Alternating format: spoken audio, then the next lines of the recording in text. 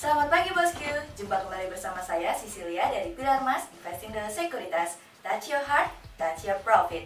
Nah, seperti biasa kita akan mulai saja nih market review kita hari ini, Senin 27 September 2021 dengan episode akhir dan awal.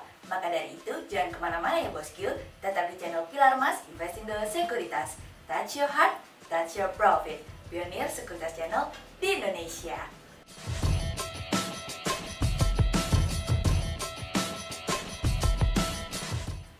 Seperti biasa, kita akan mulai dari Global Economics Calendar. Ada berita dari US New Home Sales yang naik dari sebelumnya 729K menjadi 740K. Sementara month on month turun dari sebelumnya 6,4% menjadi 1,5%. Kemudian ada dari Japan NAT LCPI year on year yang turun dari sebelumnya minus 0,3% menjadi minus 0,4%. Kemudian ada dari Singapore Industrial Production SA month on month yang naik dari sebelumnya minus 2,8% menjadi 5,7%, sementara year on year turun dari sebelumnya 16,4% menjadi 11,2%. Kemudian kita beralih ke corporate news. Ada berita dari PT Kimia Farma Tbk atau KF yang laporan keuangan semester 1 2021 penjualan bersih tercatat tumbuh 18,57% year on year menjadi sekitar 5,56 triliun rupiah dari kontan.go.id. Kemudian ada dari PT Agung Podomoro Land Tbk atau APLN yang menghadirkan hunian premium dan luksurius yang dinamakan Bukit Podomoro Jakarta dari kontan.go.id. Kemudian ada dari PT PP Tbk atau PTPP yang mencatatkan perolehan kontrak baru hingga Agustus 2021 baru mencapai 10,1 triliun rupiah dari kontan.go.id. Kemudian pada perdagangan hari Jumat tanggal 24 September 2021, IHSG ditutup menguat 2 poin atau 0,03% menjadi 6.144. Sektor energi, konsumer siklikal, properti, industrial, kesehatan, teknologi bergerak positif dan mendominasi kenaikan IHSG kali ini. Investor asing membukukan pembelian bersih sebesar 1.591 miliar rupiah. Kemudian kita akan masuk ke market review kita hari ini. Cerita hari ini akan kita awali dari akhir dari September ceria. Setelah akhirnya berjibaku di tengah tekanan meskipun kita mengawali bulan September dengan September ceria, namun ceritanya tidak seceria itu nih bosku. Bagi IHSG permainan masih bermain di area 6.000 hingga 6.200. Bagi pasar obligasi, imbal hasil obligasi 10 year masih bermain di 6% hingga 6,30%. Apabila keduanya berada di area lebih atau kurang dari hal tersebut, barulah akan menjadi perhatian bersama kembali. Di satu sisi ini merupakan pekan terakhir dari bulan September, namun akan menjadi pekan awal pada bulan Oktober. Seperti biasa, data makroekonomi masih menjadi sorotan setiap awal bulan di mana inflasi dan PMI Manufacturing Indonesia masih menjadi sorotan, tatkala masih berada di level yang memprihatinkan seusai PPKM.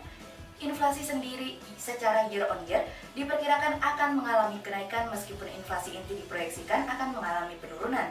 PMI Manufacturing sendiri diproyeksikan mengalami perbaikan meskipun tidak signifikan karena aktivitas perekonomian yang mulai berjalan sebagaimana mestinya dalam kurun waktu 2 minggu terakhir. Tidak hanya dari sana, memasuki bulan Oktober akan menjadi sebuah tanda baru bagi pertemuan The Fed yang kemarin mereka mengatakan akan menyampaikan kapan taper tantrum akan dimulai berdasarkan informasi data yang masuk. Besar kemungkinan hal tersebut akan dilakukan pada bulan November mendatang. Namun, yang menarik adalah komite dari The Fed sendiri. 9 dari 18 komite mengatakan bahwa ada potensi yang cukup besar baik tingkat suku bunga untuk mengalami kenaikan pada tahun depan, meskipun Powell mengatakan bahwa tingkat suku bunga akan mengalami kenaikan pada tahun 2023 mendatang. Saat ini, yang cukup mengkhawatirkan adalah pergerakan US Treasury yang mulai mengalami kenaikan lebih dari 1,4% hingga 1,45%, yang tentu saja hal tersebut dapat mampu mendorong pergerakan imbal hasil obligasi dalam negeri mengalami kenaikan dan mendorong harga obligasi mengalami penurunan.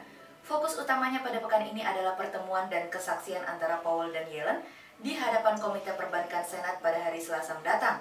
Tidak hanya membahas mengenai taper tantrum, data yang akan dinantikan adalah GDP annualized quarter over quarter kuartal 2 2021 yang diperkirakan masih akan tetap sama secara proyeksi, dilanjutkan dengan personal income yang diproyeksi mulai berkurang, namun di satu sisi personal spending mengalami kenaikan.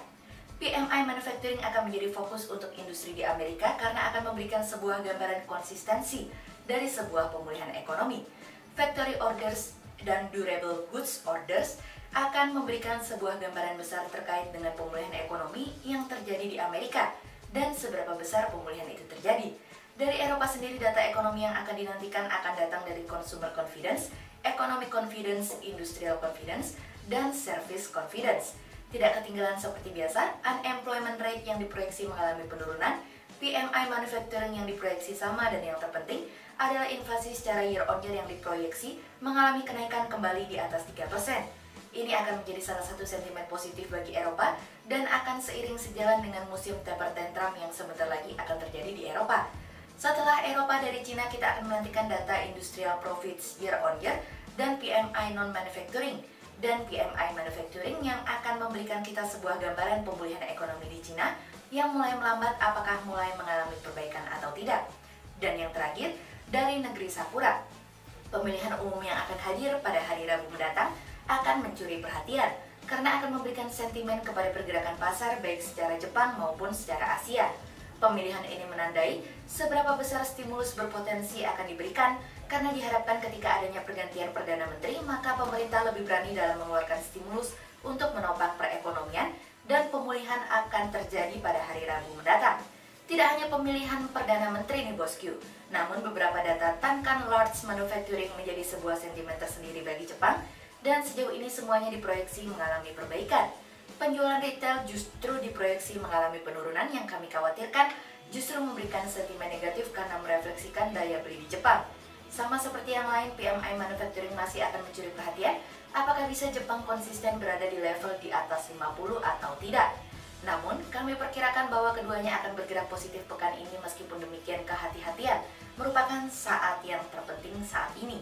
Volatilitas bertambah tentu memberikan kesempatan yang lebih besar kepada pelaku pasar dan investor untuk dapat menunggangi volatilitas tersebut. Kemudian cerita selanjutnya datang dari moratorium. Kelanjutan dari izin moratorium sawit menjadi hal yang juga dicermati oleh pelaku pasar, di mana hal tersebut dapat menjadi sentimen bagi pergerakan saham sawit. Moratorium masih diperlukan agar pemerintah dapat menuntaskan pekerjaan rumah yang belum terselesaikan. Moratorium dinilai sangat bermanfaat untuk meningkatkan kemitraan petani sawit. Selama moratorium, pasokan dan permintaan akan seimbang sehingga berdampak pada harga yang tinggi. Penghentian moratorium perluasan lahan sawit berpotensi kembali akan meningkatkan jumlah lahan sawit dan memicu penambahan produksi dalam jangka panjang sehingga dapat menekan harga CPO. Terlepas dari itu, kami menilai moratorium ekspansi lahan sawit perlu diperpanjang karena merupakan isu sensitif di tingkat internasional. Hal ini seiringan dengan sejumlah hambatan non-tarif yang dikenakan negara mitra dagang karena isu lingkungan yang menyertai komoditas tersebut. Hal tersebut dinilai dapat berdampak pada kinerja ekspor CPO, sehingga perlu dilakukan intensifikasi bukan ekstensifikasi melalui perluasan lahan. Hal tersebut tentunya dapat meningkatkan kinerja ekspor CPO, di antaranya dengan peremajaan sawit rakyat untuk meningkatkan produktivitas kebun petani rakyat. Di lain sisi, kebijakan moratorium sawit menyebabkan penambahan produktivitas relatif terbatas karena tidak ada izin baru untuk perluasan perkebunan. Kami melihat peningkatan pasokan hanya bisa dilakukan melalui peningkatan produksi, termasuk lewat peremajaan dan dengan pengelolaan lahan dari izin-izin yang terbit sebelum moratorium. Perkembangan moratorium sendiri akan memberikan dampak, oleh sebab itu cermati dan amati setiap berita mengenai izin moratorium tersebut karena akan mempengaruhi sektor CPO. Sehingga berdasarkan teknikal analisa, kami melihat saat ini IHSG memiliki peluang bergerak melemah terbatas dan ditradingkan pada level 6083 hingga 6171. Berikut stok watch pilar emas hari ini ya bosku. Yang pertama ada dari ASI, kemudian yang kedua ada dari BBNI, dan yang ketiga ada dari IPTV. Berikut dua saham yang kami analisa hari ini ya bosku. Yang pertama ada dari APLN atau PT Agung Podomoro Land Tbk yang menghadirkan hunian premium dan luxurious yang dinamakan Bukit Podomoro Jakarta. Di tengah kondisi saat ini tidak menyurutkan untuk menghadirkan hunian yang dibutuhkan masyarakat, di mana manajemen akan menghadirkan hunian premium dan luxurious yang dinamakan Bukit Podomoro Jakarta. Ini tentunya sebagai berkomitmen tinggi dalam memberikan fasilitas yang terbaik, di mana hunian tersebut memiliki lahan sebesar 9,6 hektar dengan hanya menghadirkan 300 rumah. Sehingga berdasarkan technical analisa dalam tren pada jangka waktu short term, berpotensi untuk bearish dengan target 2200 dan tingkat probabilitas sebesar 70% Sementara dalam jangka waktu long term berpotensi untuk bearish dengan target 2100 dan tingkat probabilitas sebesar 54%. Kemudian yang kedua ada dari KF atau PT Kimia Farma Tbk yang laporan keuangan semester 1 2021 penjualan bersih tercatat tumbuh 18,57% year on year menjadi sekitar 5,56 triliun rupiah. Di semester 1 2021, perusahaan mencatatkan kinerja yang positif, di mana penjualan bersih yang dibukukan mengalami peningkatan sehingga memberikan kontribusi tumbuhnya laba bersih yang dibukukan. Tumbuhnya penjualan sebesar 18,57% year on year menjadi sekitar 5,56 triliun rupiah. Hal ini ditopang dari penjualan obat dan alat kesehatan. Sehingga berdasarkan technical analisa dalam tren pada jangka waktu short term berpotensi untuk bearish dengan target 110 dan tingkat probabilitas sebesar 56%. Sementara dalam jangka waktu long term berpotensi untuk bearish dengan target 100 dan tingkat probabilitas sebesar 60%. Berikut kami akan menampilkan 40 saham pilihan dari Pilar Mas.